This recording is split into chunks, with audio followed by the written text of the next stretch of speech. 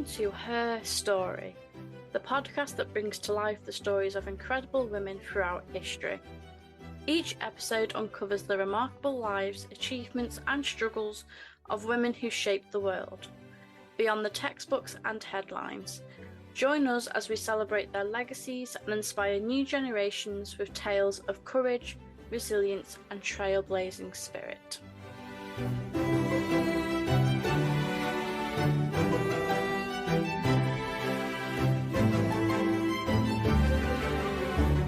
In today's episode, I'll be talking to Dr Breeze Barrington about her brand new book, The Graces.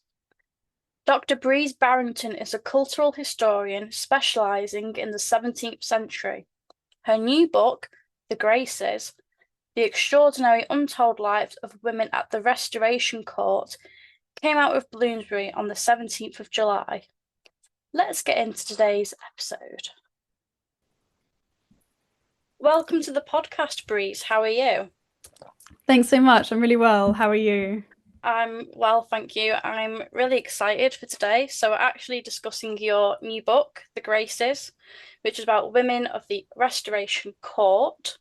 So could you tell us where the inspiration for this book come from? Yes, of course. So I came up with the idea when I was doing my PhD, and alongside the PhD, I used to do quite a lot of arts writing.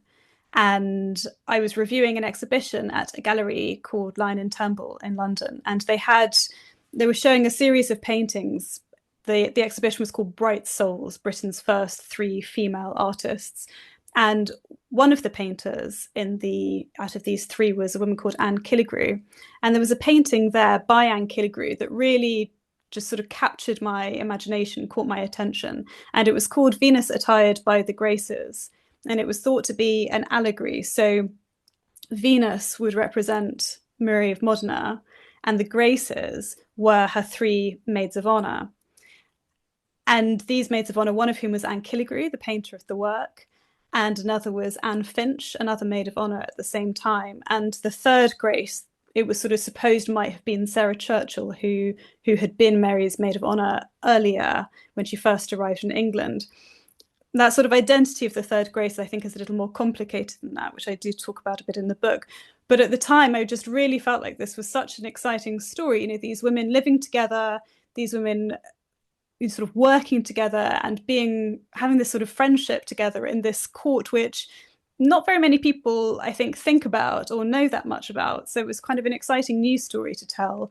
But also, you know, what really shines through in the painting is this scene of female friendship and a scene of women communing together. And I thought, well, I'm going to sort of tuck that back in my brain and keep that for a time when I have an opportunity to write about it. And then when I finished the PhD, that opportunity came up. And, you know, as it went on, that third Grace was sort of became a symbol for so many women who were part of the circle or who were adjacent to the circle, who were living at that time and producing works and being politically active.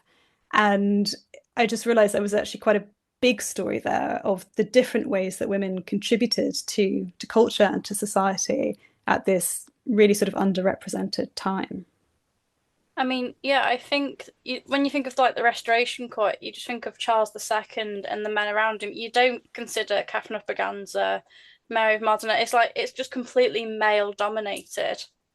Completely. And I think if you do think about the women, it's much more about, you know, Barbara Villiers, the sort of, you know, infamous mistress, and the women who just sort of live their day-to-day lives, if you like, in and around this court get forgotten about, but they were just as important to the story.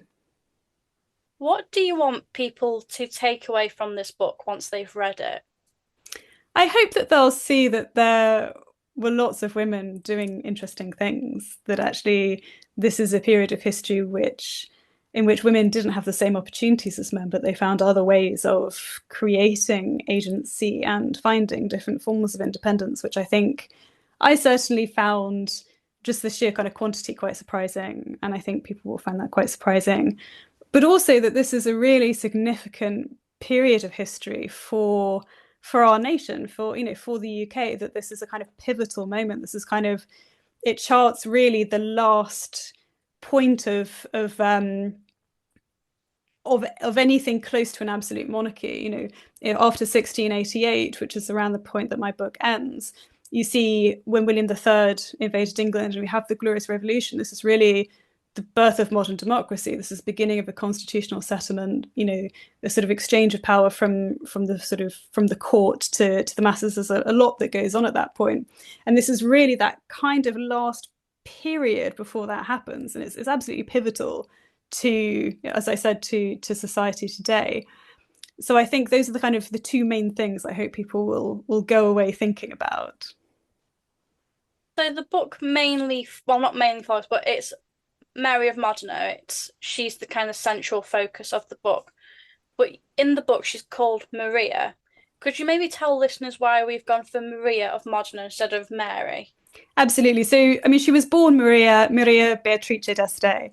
The reason I retain that in the book, even though when she came to England, she was known in England at the time as Mary, I partly retain it in the book in order to demonstrate that she was always seen as this Italian princess who's come along, that was always there. So I kind of wanted to retain her Italian identity and make that legible to a reader through the name and sort of keeping that given name. But also there was a practical element to it, which is Mary was a very, very popular name at the Restoration Court. You will find that my book is full of people called Mary and Anne, particularly. And it is, to some extent, a good way to differentiate her from the other Marys, if I call her Maria, particularly her stepdaughter, Princess Mary, who I talk about extensively in relation to her. So yes, those are the kind of the two main reasons that in my book she remains Maria. I mean, when you go back in history, did they have any inspiration for any other names other than Mary Ann? It's just always Mary Ann, Thomas, William, Henry. Absolutely. But you do occasionally get these really fabulous names coming through. I mean, one of the aunts of the princesses, Mary and Anne, was called Flower, for example. You get things like Theophilia, I think I've come across before. Anne Finch married someone called Heneage. So you do get, every now and then, someone kind of comes out with something wacky, but most of the time it is Mary and Anne or Elizabeth or, yes, Thomas, James. When did Maria become a candidate to be James's second wife? So James, when we talk about James, we talk about Charles II's brother. Yeah, so at the time he was the Duke of York, so Charles II was king and James was the heir to the throne because Charles II had not had any legitimate children with his queen, Catherine of Braganza. And at the point at which Maria comes on the scene, Charles and Catherine have been married for, at least a decade, and it's quite clear by this point there won't be a legitimate heir there. So all eyes are on James to be able to continue the dynasty.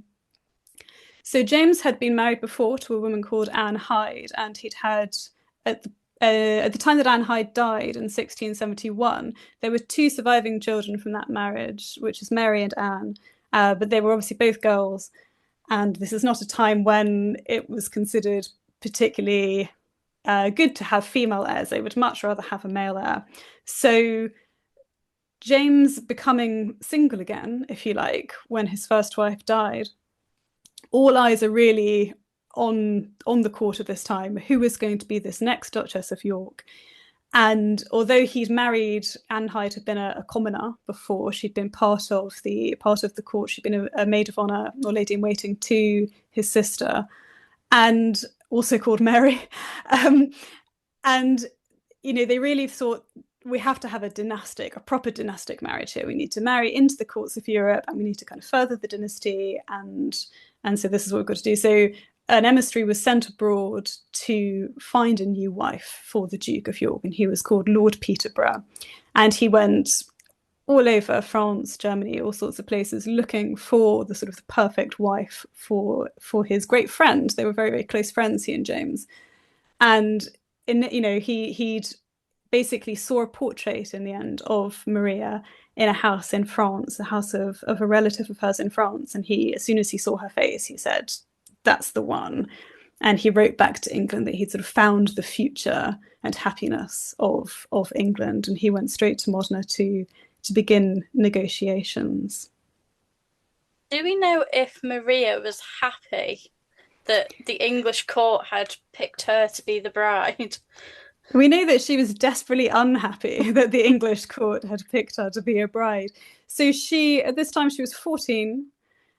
She wanted to become a nun. So she was spending most of her time living in the palace, but spending her day-to-day life going into the palace convent, which was attached to the building by a bridge of Sighs. So she was sort of every day crossing over. It was her absolute only desire was to become a nun. And I think she'd lived these 14 years thinking that was going to be possible. I mean, there was a marriage considered for her when she was younger, but it hadn't really come to anything. And it certainly seems like she was under the impression that she would be able to have what she wanted to have. This seems kind of extraordinary in some ways because she was an only daughter. So she had a brother who was younger than her. So her mother was acting as regent until her brother came of age. But she's an only daughter. And, this is a time when ruling families sent their daughters away to be married to further dynasties, to sort of spread influence abroad. So the fact that she didn't think that was going to happen to her is perhaps surprising.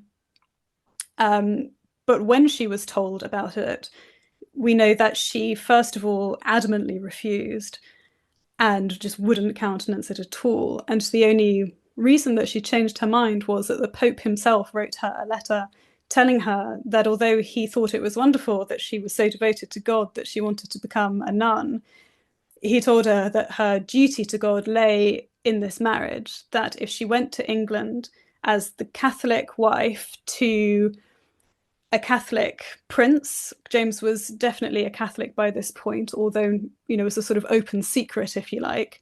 There was a sense that if she married him, then their children would be born in the Catholic faith and England would be that much closer to a return to the papal fold. So she's being told, this 14-year-old girl, she wants to become a nun, she's being told by the Pope that it's actually her duty to go to England and to marry this man who's 40 years old, who she's never heard of before. She'd never even heard of England when she was first told about this. So she's being told she's got to go. And we know from reports that when she read the letter, she was so broken by it and she screamed and cried for 3 full days, and she was sort of held down by force that she was in such a state. And the thing that's really moving here is you get this letter from Lord Peterborough, which was where he says that she at last came round to the will of her friends, which is just this enormous understatement for what actually went on. And when he'd first met her, she'd actually told him that she'd rather throw herself in the fire than do what he was asking. So his kind of accounts of it very much underplay, I think, what the strength of feeling that she had against it, but that she didn't have a choice, as so many royal women at this time found that there was no choice. I mean, it just shows how much power, fire in her that she had that at such a young age. Obviously, at 14, we'd still consider that really young, but she's like, no, that's not happening. Yeah, absolutely. And you get this all through her life. So many accounts of her. She really always knew her own mind. And I think she'd been raised to be quite formidable. Her mother was a really powerful figure, highly educated, ruling independently for a very long time until the boy came of age. And she was raised to be an Este princess with everything that would entail. The Estes had been a huge, powerful ruling family, and the women as much as the men. So I think she'd grown up with a sense of her own significance and her family's significance, and that she played a role in that, definitely. When does Maria arrive in England, and do we know about her first meeting with James? Yeah, so this is very well documented. She left Modena on her 15th birthday, and she arrived in England a few months later, and she arrived, in the middle of winter, and it was very, very cold, and she'd had a very rough crossing over from Calais. And we know the first meeting with James. So James met her on the shores of Dover with a sort of small retinue, and he grabbed her and kissed her and said that he was dazzled by her beauty and the sort of the power of her eyes. And we know that she burst into tears. So this is not a great first meeting between them. And we can only imagine what it would have been like for her, really.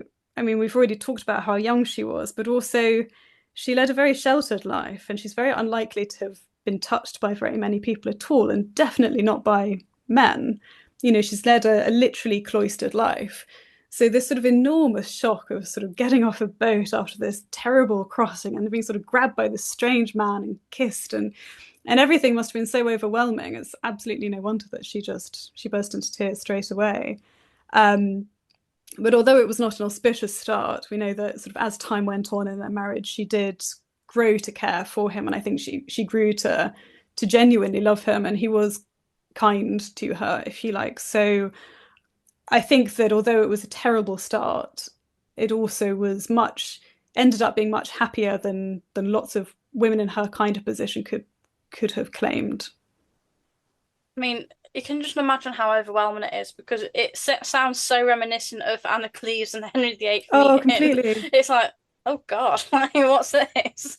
Exactly, exactly. And this is someone that you've never even seen before. You've just been sent over, and it's exactly the same that Anne of Cleves must have been absolutely distraught by it. And I think sort of similarly that I don't know how much Maria was sort of told about what James would be like and what he would look like and all of these sorts of things. But she's 15 years old, and he's a 40-year-old man who's actually, he had been quite handsome, I think, in when he was a young man. But he'd spent a lot of years at sea. His face was quite ravaged. He'd had smallpox. He was quite scarred. But actually, I don't think he cut a particularly dashing figure. And I'm not sure how sort of important she would have found that, but it does add to the sort of sense that this is not the life that she had hoped for. Could you tell us about Maria? Like, what was she like? How did she settle into the Restoration Court? How did she make her mark? So when she first arrived, it wasn't a great environment for her. Um, there were lots of protests in the street. People did not want a Catholic princess, another Catholic princess. Remember, Catherine of Braganza was already a Catholic before that. That was sort of considered better because Charles was at least openly a Protestant, and there wasn't sort of the same concern about the future of the dynasty. But when Maria arrived, as I said before, James was an open secret that he was a Catholic. So there are lots of fears about what's going to happen when she fulfills her duty, if you like, and has a male heir. So when she first arrived, there were effigies of the Pope burned in the streets. There were rumours that she was the Pope's bastard daughter, and there was a report that said, that she could easily have been martyred that night. That there's a very, very febrile atmosphere. So that's sort of in and around London. At the court, I think there are lots of those same concerns there, and there were certainly lots of quite scurrilous pamphlets that circulated in her early days, which said things like they hoped that she'd be envenomed with the pox and sort of die before she was 20, and these kinds of things. So it is not a welcoming court that she arrived to. She didn't speak English. I mean, everybody spoke French, and she spoke French, so that was the common language between them. But this is a very kind of alien court to her, and it's full of customs that she doesn't recognize. So all of these different as we know, it's a very hedonistic court, the court of the merry monarch. And this is a kind of a place where the king openly has his mistresses and illegitimate children around him, where there are court entertainments and plays and dances, going on all the time. It's a very, very different environment. But what we do know is that she really set her mind to adapting. She learned English very quickly, and she started to commission court events as well. So the first one of these was a masque that she commissioned. And through this masque, she really found a way to champion the women around her. And this is one of the things I'm sure we'll talk more about. One of the ways she adapted was through thinking about how she could use her role as Duchess of York in terms of patronage, in terms of furthering the opportunities and educations of the women around her, which I think had really been at the heart of her life in Modena. So in this court masque, it's called the Masque of Callisto, and the princesses, Mary and Anne, her new stepdaughters, were given the kind of the biggest roles, along with one of her maids of honor, Sarah Churchill, who was Sarah Jennings then. So this is a kind of her first sort of foray, if you like, into this world, and it's sort of a start as she means to continue. And remember that the princesses, Mary and Anne as well, were not very different to her in age. So, she was 15 and Princess Mary, she was sort of only a few years younger, and then Anne a few years younger than that. So they're more kind of, although she's stepmother, they're also really contemporaries. Could you tell us about, you've mentioned some already, but some of the women that Maria surrounded herself with and who she also became patron of as well? Yeah, so in these early days, she spent a lot of time with the stepdaughters and she built up a very good relationship with them, particularly with Mary. They were sort of always together. Sarah Jennings, which she was very, very close to. And I think, Sarah, for anyone who sort of read The Favourite or seen the film, this is sort of the Sarah Churchill of later years, but you get the sense that even from this young age, she's very like that. She's very, very clever. She's very, very charismatic. She's got a very powerful personality. And her and Maria became close in those early days. So I think in that sort of early period, she's sort of collecting these women around her and trying to kind of champion them, both in terms of their talents. With the princesses, they were beautiful singers and dancers, and the Mask really showed that off. So it's sort of, although she was a bit too late to ensure they had any other education, which they didn't really, she did kind of promote the skills they had, if you like. And with somebody like Sarah, she ensured that Sarah was able to have her love match. She helped her to marry the man that she wanted to marry, which was John Churchill. Both of the families were opposed to it, and Maria helped them enormously to be together. So there are different ways that she was sort of helping the women around her in those early years. But it's really a little bit later when she had a very difficult time being sent into exile quite early on in her life. But when she came back, she was able to create around her a network of women who were poets and painters. And that's really when she started to champion women's artistic ability. So that's the kind of beginning of the 1680s, which is after this sort of period of exile that she and James had to go through. Could you tell us a little bit about their exile? What did she get up to in this time? Yeah, so this happened at the end of the 1670s, sort of 78, 79. A man called Titus Oates came forward and said that he had intelligence about a terrible Catholic plot to kill the king. And he said that, sort of it was a plot that had penetrated the sort of the deepest parts of the court. He said even the Queen was involved, which was ridiculous. But in fact, the whole thing was ridiculous. It was an entirely fabricated plot, which, we now know, but it really took hold of the court. It really took hold of London. It took hold of the country. It tapped into people's sort of deepest fears, I think, about what they perceived Catholics were always planning to do.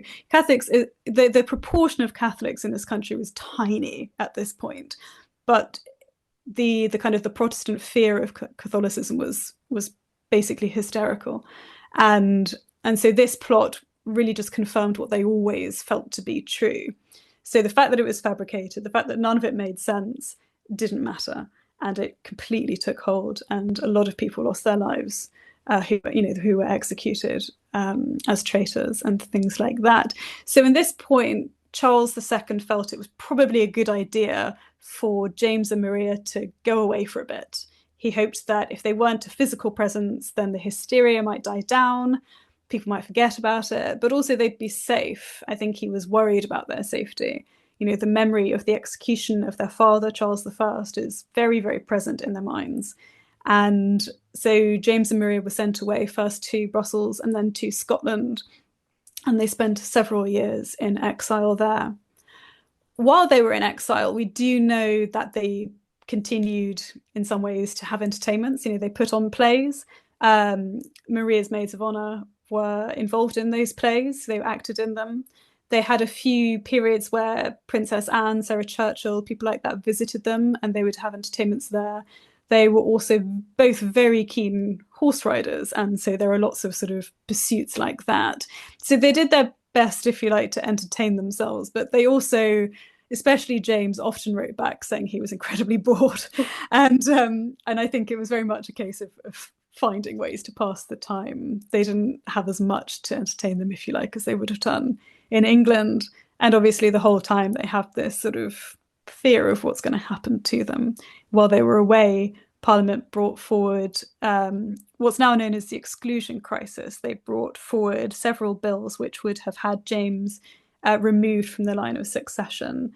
So this only didn't go through. It was very popular. It only didn't go through because Charles prorogued Parliament and stopped the bill from being read again. So there's always the kind of there's the making our own fun, and also in this sort of period of real terror. So in some ways, I think those years in exile really sum up Maria's life and in England, a sort of constant tussle and tension between wanting to be the perfect sort of Duchess of York and then the perfect Queen, but also this constant fear of what the future holds or doesn't hold. Obviously, you mentioned that Maria was Catholic, and this is one of the reasons why the Pope wanted her to marry into the English royalty. Does Maria ever try to use her religion to influence others to convert to Catholicism? Not that we have any record of, not Maria. There are accounts of James occasionally, particularly once he became king. Certainly, there was a sense once he became king that people expected he was going to do that.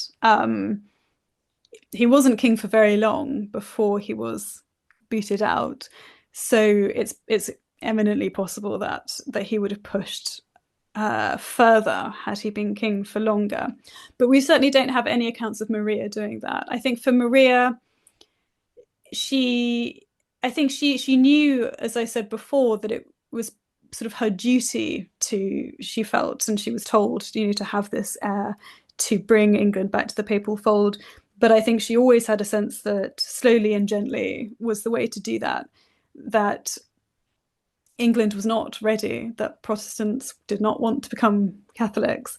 And I think she knew that any sort of harsh push would be a disaster.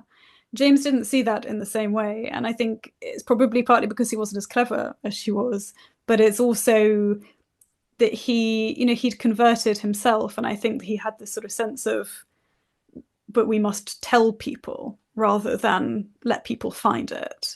And I think it's a fundamental difference of somebody who's converted as opposed to somebody who's sort of grown up with that religion. I think that they came from very different angles with it. When they returned from exile, do we know what Maria got up to? What did she do at court? So this was a really golden period for her, sort of just before she became queen and after things had come down after her exile. So when they came back, I think there'd been a lot of bloodshed and people were sick of it. I think people were ready to move on from the Popish plot. And there was another sort of real plot, which was not a Catholic-led plot, but which was called the Rye House plot, and that happened quite quickly after they'd returned. But I think that once these things were sort of out of the way, if you like, Maria had these few very golden years where there wasn't trouble at court for her, and where she had these new maids of honor. So one of whom was Anne Killigrew, who I said before she painted the painting, Venus Attired by the Graces, and also her maid of honor Anne Finch, who was Anne Kingsmill then. And these women were very gifted. They were well educated, incredibly intelligent, and ambitious. They were both poets. Anne Killigrew was also a painter.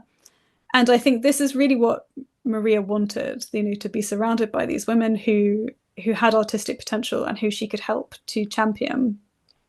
So this court became a place where women produced work, where women read together, where women learned together. They were sort of translating Italian and Latin texts, we know, in her rooms. And lots of this sort of poetry, and certainly Anne Killigrew's paintings, were sort of either inspired by her or were sort of created for her. And so particularly with Anne Killigrew, she was sort of given opportunities that women hadn't really had before. So she, for example, was the first British painter to paint their monarch from life. So paintings that survived before that by artists, by female artists of monarchs had always been copies from other works, whereas Anne Killigrew had her monarchs sit for her. So she kind of gave this sort of access to women that they hadn't previously had, and I think that was an incredibly important moment. So the sort of period between about 1682 and 1685, this is the sort of the world that she created around her. Why do you think Maria wanted to be a patron for these women? Why did she want women to have such a prominent role? That's a good question. I mean, I think it's partly that she'd come from a society in which women weren't denied to the same degree.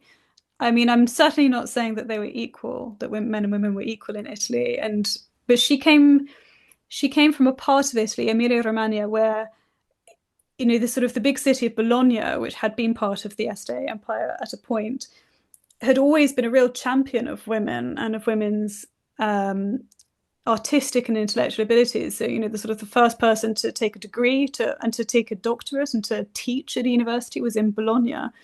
There were women throughout the 17th century who worked there as painters, who had their own studios, who were trained, and who were taken seriously as artists. This is, definitely much more of a place where women had a lot more opportunities. They were taken a lot more seriously. So I think it must have been an enormous culture shock for her coming to England and finding that there was just nothing. And that if a woman was educated, it's because she had an incredibly enlightened parent, father or husband or something.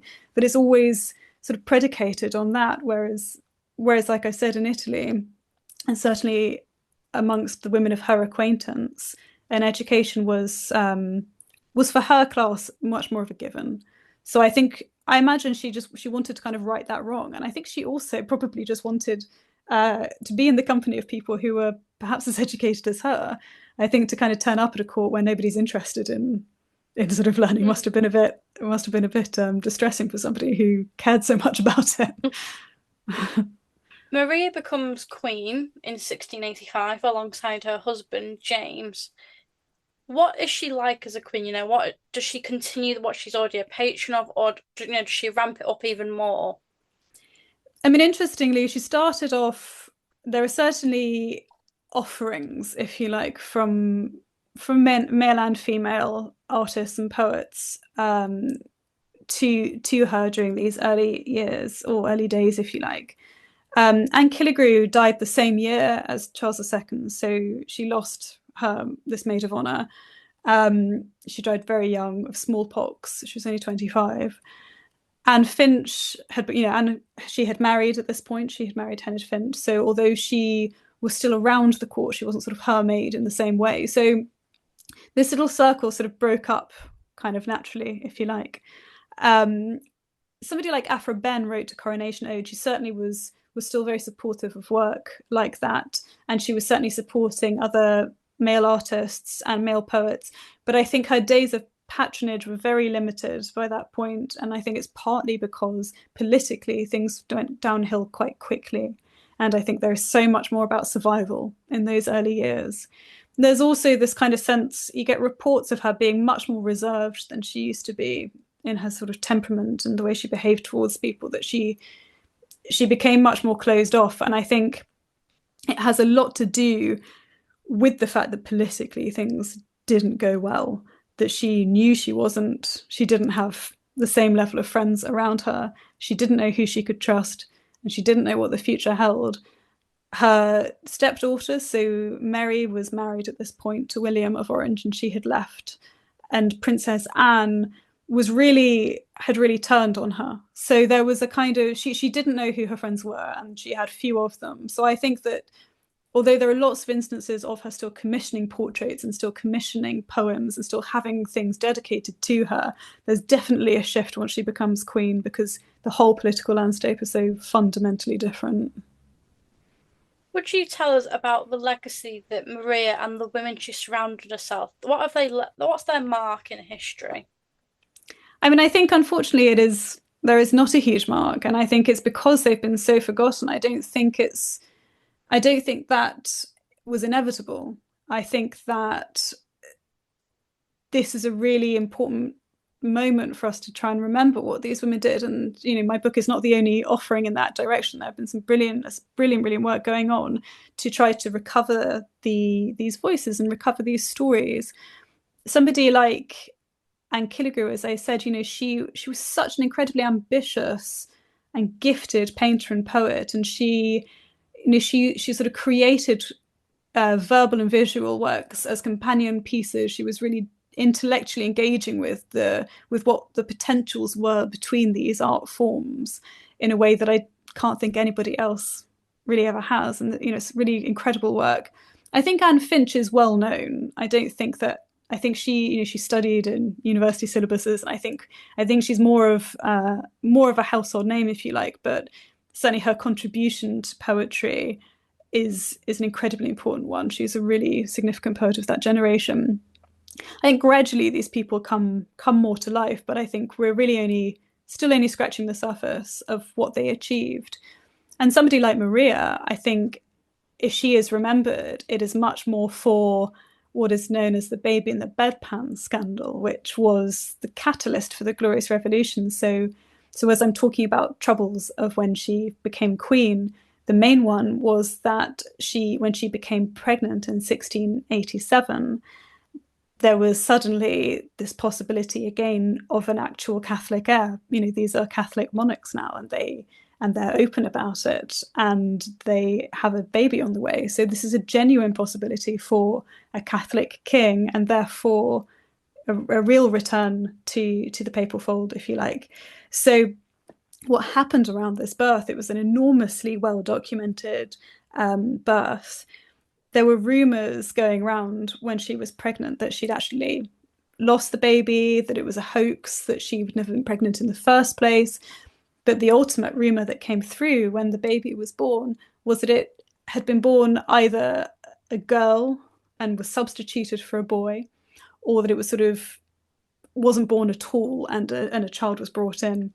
But everyone sort of agreed that either way, a child had been smuggled through this bedpan. So a bedpan is a sort of like a hot water bottle, basically, but made of metal and filled with hot coals. So this rumor goes about, despite the fact that people saw the bedpan full of hot coals when it was put into the bed, this rumor still kind of is maintained, and it casts doubt over the reality of the birth, over the legitimacy of the boy that they're calling the new prince and the new heir to the throne. So this is the sort of event, if you like, that I think she is best known for. And this is the event that was the catalyst, as I say, for the Glorious Revolution, where William III was invited to invade to usurp the throne. And he and his wife Mary, who was James's daughter, became monarchs, and James and Maria were sent into fled into exile. So I think that there's this one event that if you've heard of her, that's probably what you know. And I hope what my book is sort of doing is showing that she had a whole life before that and after that, which was very, very different to that she wasn't just a kind of Catholic womb, that she was actually a great intellect and a great patron. And so I hope that is a mark that she's made on history that we can now remember a bit more. No, I completely agree. I think the bedpan story is so infamous when it comes to Maria, and you don't remember what she was like before that. You don't remember her time as queen or afterwards. It literally is the bedpan story. Exactly. And obviously it's a fascinating story. I mean, it's a very kind of, because in how extraordinary it is. So I can sort of see why it's very memorable. But as I say, I hope we can start to remember that she did other things too. Towards the end of the podcast, I like to ask my guests 5 fun history questions. So first off, have you got a history pet peeve? Well, it's not unrelated to what we were just talking about, actually. I think if I have a peeve, it's to do with the Glorious Revolution. It's to do with the way that we see it now. So it's a kind of peeve of mine that it's thought of as a bloodless revolution, in this sort of sense of, I think that there's a traditional narrative that William came along and he became king and Mary was queen and everything was just great.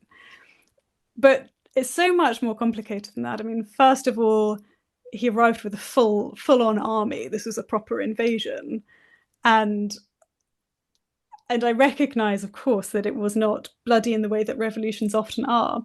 But I think, and that sort of initial invasion of 1688, James did sort of essentially give up and there wasn't a battle. But I think in those subsequent years, there were lots of battles and people did die. And it certainly wasn't a very kind of clear cut, there's a new regime and everyone's just happy. There was definitely this is a sort of period where anything could happen. So I think the way that we see the Glorious Revolution is a little bit of a peeve, the sort of inevitability, the sort of the peacefulness of it.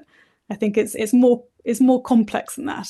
But I think that traditional narrative has become so kind of integral to our sense of nationhood. But this is as I said, is a period which is so integral to the nation that I think we should think about it more.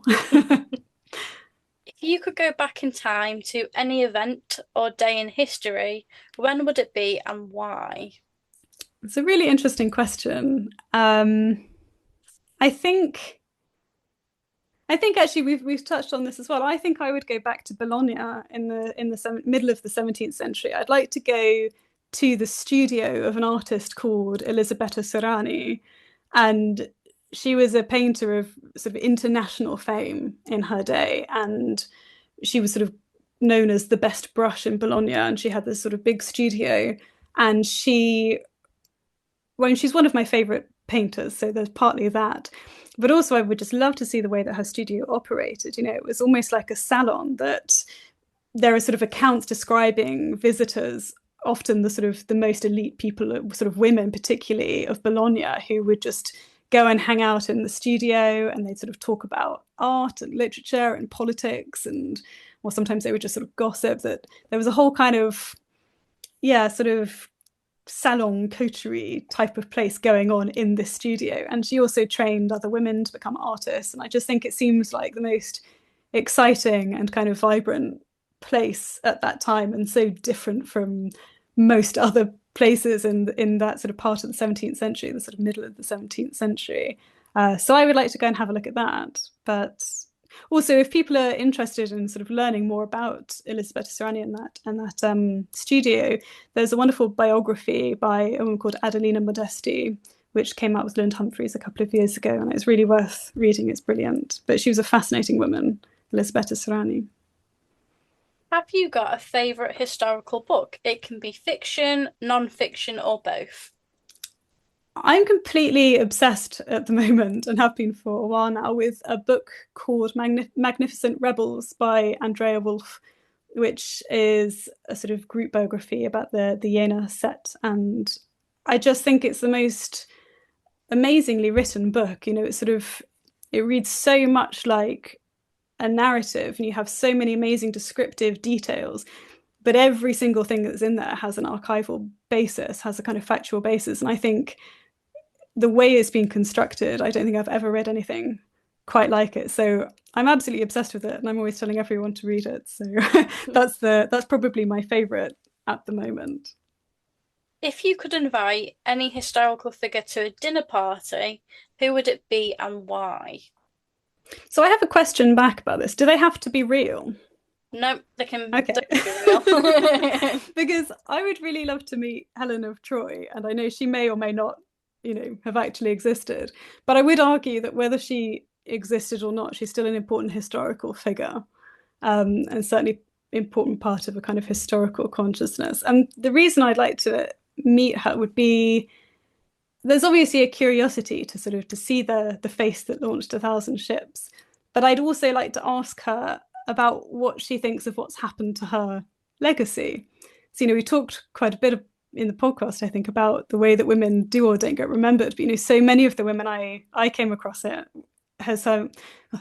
so many of the women I came across in my research have, had legacy shaped by either a lack of information or lack of interest, or shaped by kind of horrible rumors that aren't even sort of true. And, this kind of sense that once they're dead, there's not much that can be done about that. And obviously I hope that I'm contributing to try to reclaim their reputations a little bit. But the biggest person you could say this about is Helen of Troy, surely. I mean, I would like to ask her what she thinks about being remembered as, this most beautiful woman in the world, who he's responsible for the Trojan War, and he's responsible for the end of the Age of Heroes, and for her to be sort of blamed for all of this. And so I think that would be interesting. But if I had to pick people who were definitely real, I think I'd either choose George Eliot, who I think would be so interesting to talk to. She was such a formidable brain, and all of the different things she was interested in. I think she's quite funny as well in her book, so I think she'd be great company. Or maybe Hortense Mancini, who's in my book. She's the founder of the literary salon in London, introduced champagne into England as a fashionable drink, and just sort of all round sort of interesting and entertaining person. So maybe I could have all of them at a dinner party. Although I don't think they get on, but it'd be quite an evening. I mean, I think they're all solid choices. I mean, Helena Troy, if she's real or not real, I think you'd want to know what's going on. Yeah, you'd want to know what really happened, right? And I use really in a sort of advisor term. What actually happened? Yeah, we'll probably find nothing. Nothing happened. Finally, have you got a favourite historical fact?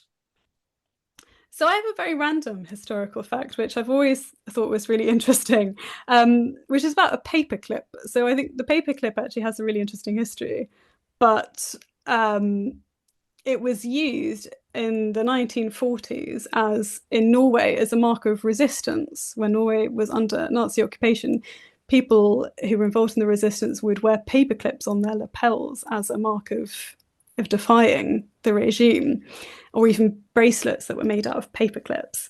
And I think there's something about having this object, which, its function is to hold things together, being kind of used in this way to sort of as a union against something, which I just think is really fascinating. I mean, over time, I think the Nazis realized what was happening, and it actually became illegal or banned to wear a paperclip, and you would be at risk of being arrested. But I think it's incredible to think of this tiny little thing having such a significance during that time. So that's my little historical fact. And it's a very good fact. I hope the listeners have enjoyed this one. Thank you. Thank you so much for coming on today and discussing your fabulous new book. Well, thank you so much for having me. It's been wonderful, and I hope you'll enjoy it. Thank you for listening to Her Story. If there's a historical woman who inspires you and you'd like to share her story on the podcast, we'd love to hear from you. Get in touch at unholytudor@gmail.com. Until next time, keep celebrating the incredible women who've shaped our world.